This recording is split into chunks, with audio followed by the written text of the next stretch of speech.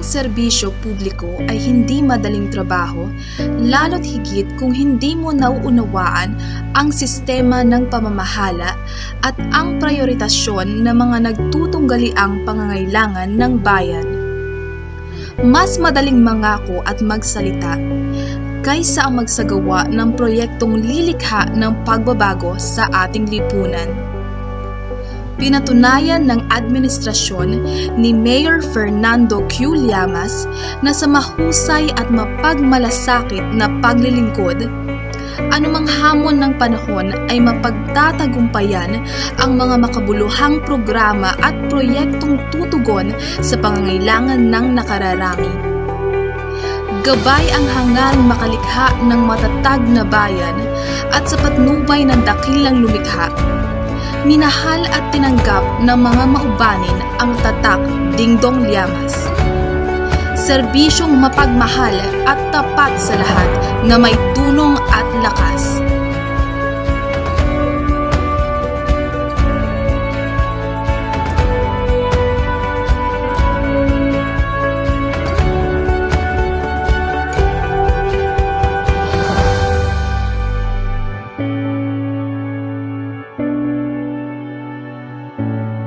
Peace and order and disaster preparedness.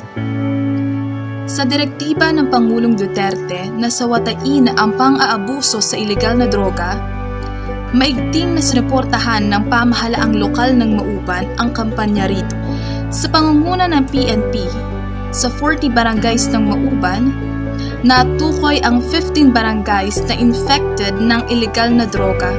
Ngunit sa pagtutulungan ng PNP at lokal na pamahalaan ng Mauban, sa pangunguna ni Mayor Dingdong Llamas, sa pagsasagawa ng programang lalaban sa ilegal na droga, katulad ng Anti-Illegal Drug Summit, pagtatatag ng Barangay Adak, pagsasagawa ng mga PNP Anti-Illegal Drugs Operation, 14 sa 15 barangay ang naideklarang drug-cleared barangay. Sa katunayan, ang Mauban ay isa sa iilang munisipalidad sa lalawigan ng Quezon at sa buong bansa na nakatanggap ng 97.5 ideal functionality ng Anti-Drug Abuse Council na ipinagkaloob ng DILG at PNP nitong nakaraang taon. Binuo at pinatatag ang People's Law Enforcement Board na magsisilbing tagadinig ng mga usaping may kinalaman sa pagpapatupad ng batas, partikular ng ating mga kapulisan. Sa pagsusulong ng local DILG, matatag rin ang pagpapatupad ng katarungang pambarangay sa Mauban.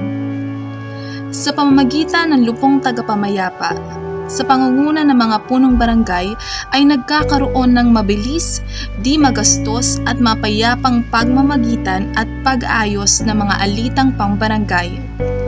Ngayong 2019, ang Barangay Concepcion ay nahirang na provincial winner at regional nominee para sa Lupong Tagapamayapa Incentive Award. Na nakamit naman ng Barangay Cagsiay 1 ang Regional Award noong 2016 at 2017.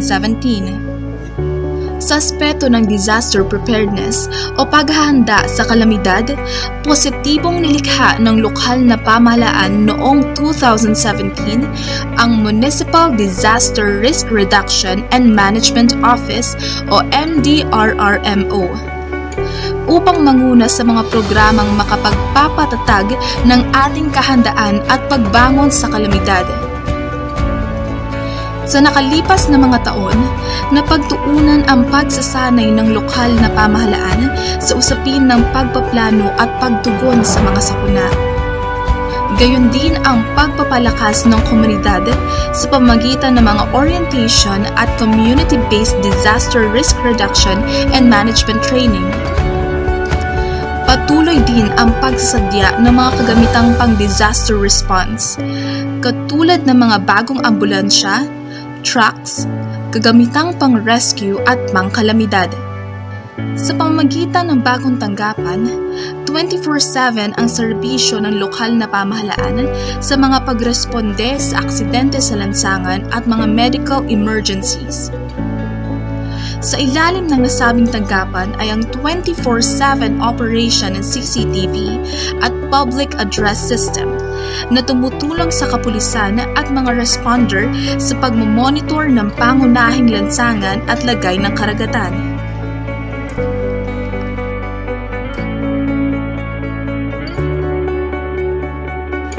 Seal of Good Local Governance. Bilang patunay sa tapat, mahusay at buong pusong pagtupad sa mandato ng lokal na pamahalaan, ang bayan ng Mauban ay kinilala at ginawaran ng DILG ng pinaka-prestihiyosong parangal para sa mga local government unit. Seal of Good Housekeeping o maayos na pananalapi noong 2011 at 2012. Seal of Good Local Governance 2015, 2017 at 2018 na kinapapalooban ng pasadong marka sa mga sumusunod: Financial Administration, Social Protection, Disaster Preparedness, Peace and Order, Business Friendliness and Competitiveness, Environmental Management, Tourism, Culture and the Arts. Sapagkat kinikilala ng bayan ng Mauban ang halaga ng SGLG upang mapataas ang kalidad ng serbisyo at kakayahan ng lokal na pamahalaan, minabuti ni Mayor Dingdong Llamas na ito ay ibaba sa barangay ng Mauban. Kaakibat ang worth of project prices upang mahikayat ang lahat na lumahok. Mula 2016 hanggang sa kasalukuyan, inilunsad ang Sulong Barangay SGLG na tumutukoy ng kahusayan at nagbibigay rekomendasyon sa 40 barangay upang maitaas pa ang antas ng kanilang serbisyo sa komunidad. Sang-ayon sa itinakda ng Kodigo ng Lokal na Pamahalaan. Sa kasalukuyan, kapansin-pansin ang malaking pagbabago sa serbisyo ng barangay.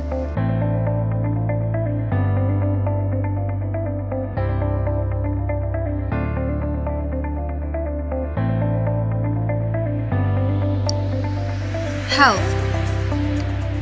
Isa sa pinakamalaking hamon sa lokal na pamahalaan ang mailapit sa mga mamamayan ang serbisyong medikal. Nakalulungkot mang isipin, ngunit sa kasalukuyan, sa ating bansa may mga salatayong kababayan na hindi man lang nakakaranas kumonsulta sa doktor o maabot ng pinakapangunahing serbisyong medikal sa tanang buhay nila. Sa Mauban, hindi pinahuhintulutan ito ng pamunuan ni Mayor Dingdong Llamas. Sapagkat nais naming makita ang matimyas na ngiti ng ating mga kababayan sa tuwing sila'y naaabot ng tulong medikal, maging dagat man o malayong lakarin ang hadlang. Isinasagawa ang barangay visitation, hatid ang medical at dental mission.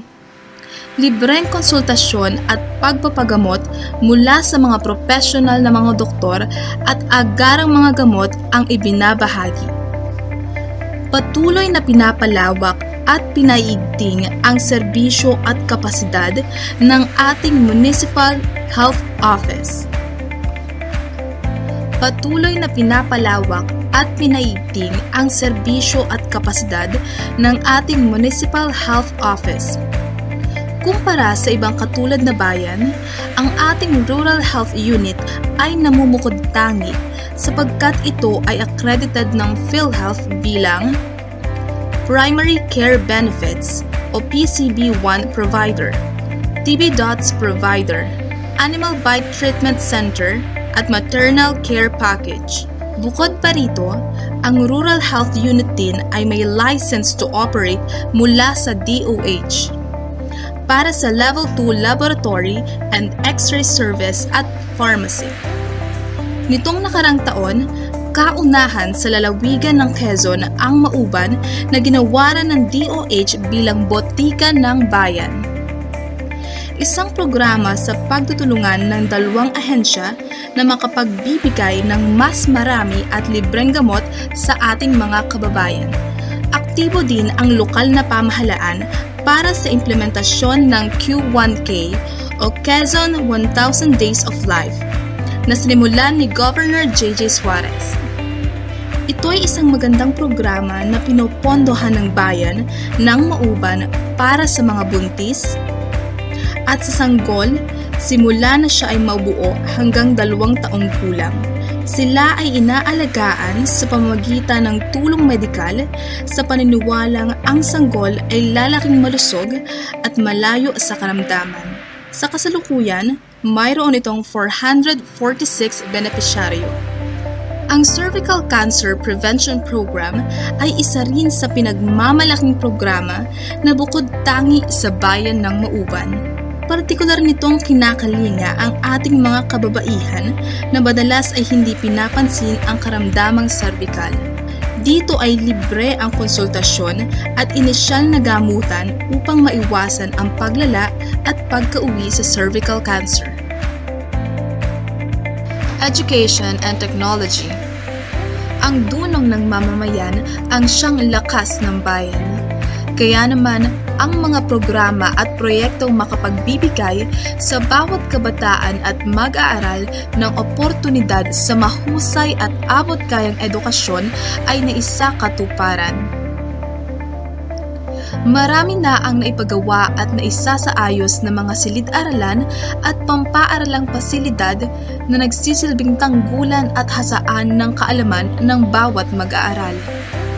Ang scholarship program na Scholar ng Bayan ay maraming natulungang high school at college students. Patuloy naman na pinag-iigting ang pagkakaroon ng dekalidad na edukasyon sa pamamagitan ng Teachers Development Program at pagtugon sa mga pangangailangan ng mga kaguruan sa pamamagitan ng seminars at workshops. Bunga ng pinagsama-samang pagsusumikap, kilala na ang Pambayang Kolehiyo ng Mauban sa lalawigan ng Quezon at iba pang bayan. May kabuuang 968 estudyante na ang nagtapos ng kursong Bachelor of Secondary Education at Bachelor of Elementary Education. Ang PKM rating sa Licensure Examination for Teachers ay palaging mas mataas sa national rating. Patunay na dekalidad ang edukasyon sa PKM.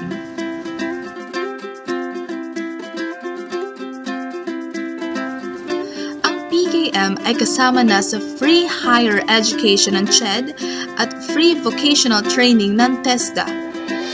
Wala nang babayaran ang mga mag-aaral sa PKM.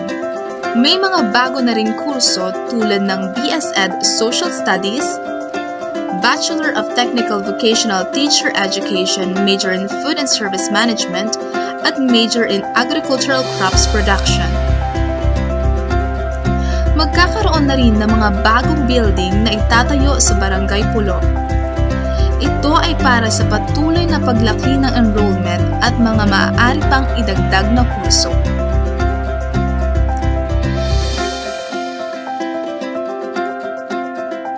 Malaki ang pondong iginugugol sa PKM, subalit suportado ng lokal na pamahalaan ang pangangailangan nito sapagkat higit sa anupaman, ang mga nalilikha na profesional na maubanin ang simula ng pag-angat ng pamumuhay ng nakararami. Ang mabilis na pagbabago sa teknolohiya ay binibigyang pansin din natin. Mayroon tayong Community E-Center o Mauban E-Learningville kung saan tayo ay maaaring mag-aral ng computer ng libre.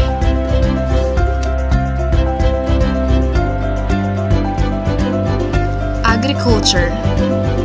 Sadyang mapalad ang mamamayan ng Mauban maging sa sektor ng agrikultura sapagkat ang lokal na pamahalaan sa pamamagitan ng tanggapan ng pambayang agrikultor ay patuloy ang ayuda sa ating mamamayan sa pamamagitan ng Livelihood Dispersal Program, Seaborne Patrolling, Techno Demo, rehabilitation of Bakawan, environmental protection and management, animal healthcare. Upang matugunan ang usapin sa pangangalaga sa alagang hayop, ang tanggapan ng pambayang agrikultor ay nakikiisa at sumusuporta sa Rabies Prevention and Control Program sa pamamagitan ng libreng konsultasyon at libreng pagbabakuna sa mga alagang hayop.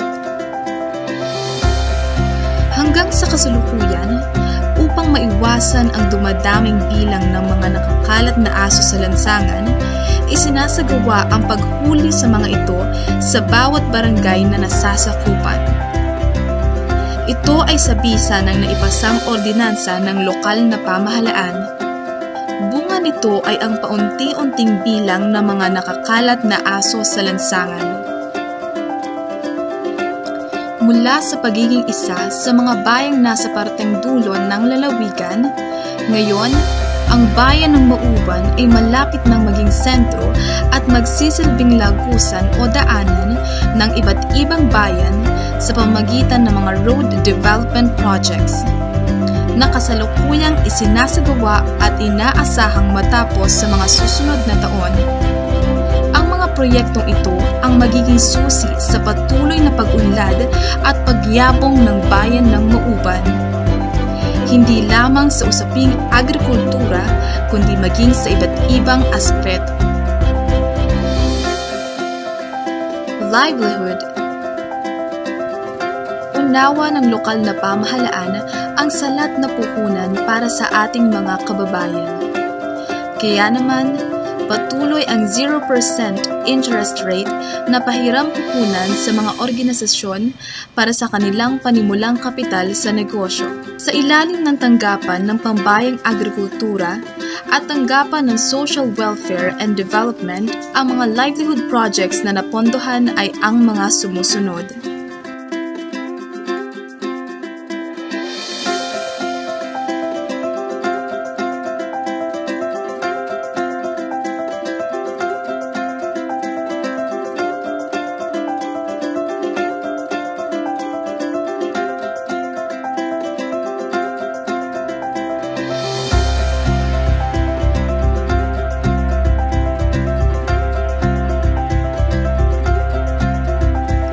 Public Employment Service Office o PESO ng Mauban ay may magandang ugnayan sa DOLE.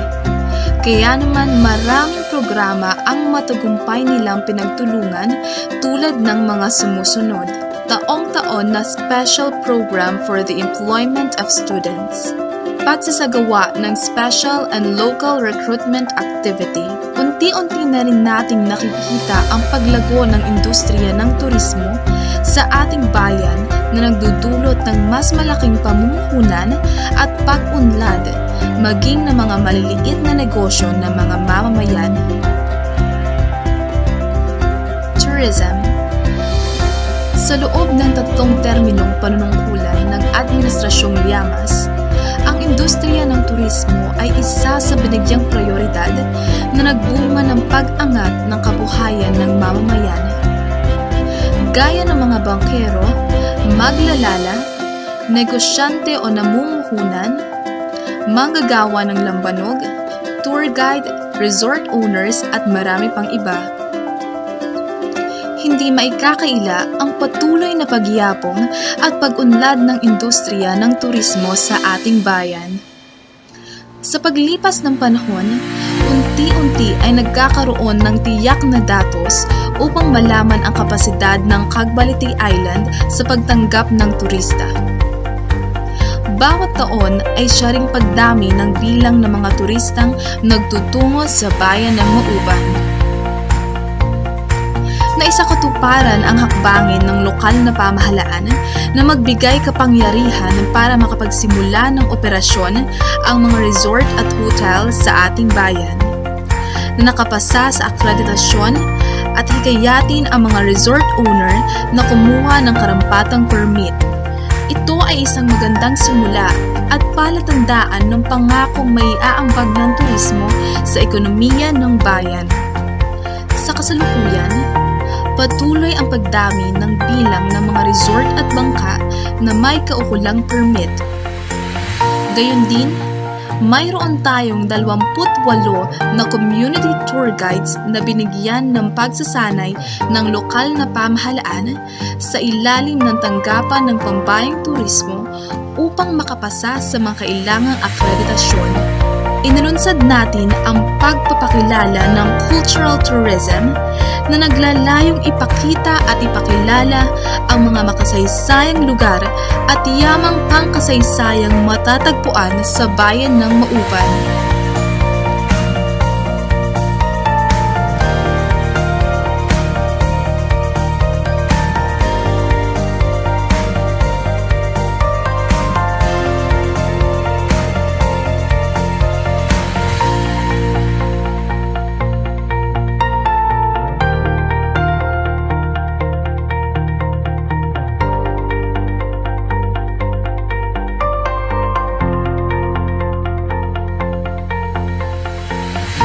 Tunay ngang mapalad ang bayan ng Mauban sapagkat tayo ay binigyan ng mayabong na likas na yaman, pandagat man o panglupa. Ang tanging hamon sa atin ay pangalagaan at pagyamanin ito, kasabay ng ating pag-unlad. Kung kaya, sa pangunguna ng tanggapan ng Pambayang Pangkalikasan at Likas na Yaman o MENRO, pinasimulan natin ang Ecological Solid Waste Management, maging ang pagpapasa ng sangguniang bayan ng ordinansa ukol sa pagbabawal ng paggamit ng plastic at pagsuporta ng lokal na pamahalaan sa National Greening Program. Mayroon din tayong mga makabagong makinarya kagaya ng CHB molding machine upang maihalo ang mga pulverized garbages sa paggawa ng hollow blocks. Gayon din, mayroon tayong decorticating machine. Ito ay makinarya na ginagamit upang ang mga nakukuhang fibers sa bunot ay maging lubid. Ang mga bunot na dati ay panggatong lamang at binubulok na basura ay pinapakinabangan na ngayon. Muli ay nakalikha ng panibagong programa ang MENRO na isang estratehiya para ma-generate ang solid waste sa munisipalidad.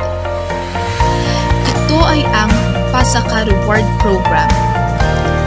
Pangangalaga sa kalikasan reward program na kung saan mayroon itong 4 sub-programs: Eco-Raffle, Basuroleta, Basura Palit Bigas, at Basura Ko Kapalit ng Kalusugan. Sa ilalim ng programang ito, marami sa ating mamamayan, maging ang mga paaralan, ang nakinabang at nakikinabang kapalit ng kanilang inipong ginupit na basura sa bawat bote ng plastic. Tunay ngang napakasayang isipin na ang tinatawag nating basura ay may malaking pakinabang din pala.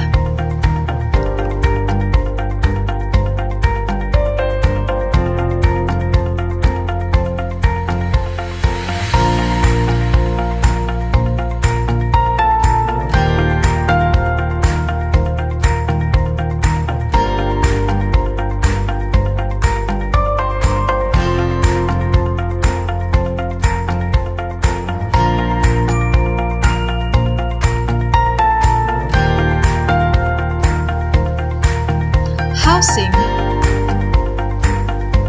Bawat pamilya ay nangangarap ng sariling bahay sa sariling lupa. Isang pagnanais na hindi madaling makamtan para sa marami. Ngunit hindi natin maikakailang marami sa mga pangarap na iyon ay natugunan na, sapagkat ang pangarap ng mamamayan ay siya ding adhikain ng lokal na pamahalaan. Aktibo ang bayan ng Mauban sa mga programang tutugon sa mga pangangailangan ng bayan. Sa ilalim ng Local Housing Office, nasa 1,360 ang kabuang bilang ng pamilyang napagkalooban ng libreng lupa. Sa Sa housing project na Mauban Resettlement o Housing Project Phase 1 sa Barangay Soledad ay mayroon tayong 198 na pamilyang walang lupa ang napagkalooban ng libreng lupa. Ang Mauban Resettlement o Housing Project Phase 2 sa nasabing barangay ay ipinagkaloob naman sa 668 na pamilyang walang sariling lupa. Gayon din ang LGU Facility o Resettlement Project sa Barangay Liwayway na ipinagkaloob sa 494 na pamilya. Sa kabilang banda, mayroon ding programa sa ilalim ng tanggapan ng pangkagalingang panlipunan at pagpapaunlad katuwang ang DSWD Regional Office para sa mga pamilyang walang sariling lupa at bahay. Nasa kabuuang 204 pamilyang walang sariling tahanan at lupa ang napagkalooban ng libreng bahay sa pamamagitan ng Core Shelter Assistance Program o CSAP sa Barangay Bagong Bayan. CSAP Phase 1, 23 pamilyang walang sariling tahanan. CSAP Phase 2, 41 pamilyang walang sariling tahanan. CSAP Phase 3, 40 pamilyang walang sariling tahanan. CSAP Phase 4, 100 pamilyang walang sariling tahanan. Higit kanino pa man, ang lokal na pamahalaan ang unang nararapat na tumulong sa mga mamamayan. Higit kanino pa man, ang lokal na pamahalaan ang unang nararapat na tumulong sa mga mamamayan. Subalit ang kontribusyon, pakikibahagi at suporta mula sa mamamayan para higit pang mapaunlad ang ating bayan ay inaasahan. Pinatunayan ng administrasyon ni Mayor Fernando Q. Llamas na sa mahusay at mapagmalasakit na paglilingkod, anumang hamon ng panahon ay mapagtatagumpayan ang mga makabuluhang programa at proyektong tutugon sa pangangailangan ng nakararami. Gabay ang hangaing makalikha ng matatag na bayan at sa patnubay ng dakilang lumikha. Minahal at tinanggap ng mga maubanin ang tatak Dingdong Llamas. Serbisyong mapagmahal at tapat sa lahat na may dunong at lakas. Ang magandang nasimulan ay huwag nating pabayaan, ipagpatuloy at suportahan. Mayora Marita Turgol Llamas, iboto bilang kauna-unahang babaeng punong bayan ng Mauban. Katuwang si Vice Mayor Maribel Marantal Trinidad, Konsehal Vicente Apordo, Konsehal Ronel Manaog, Konsehal Raquel Almacen, Konsehal Romeo Mandrique, Konsehal Cesar Pasamba, Konsehal Rodolfo Onlayaw, Konsehal Mark Raymond Llamas, at Konsehal Misael Pastrana.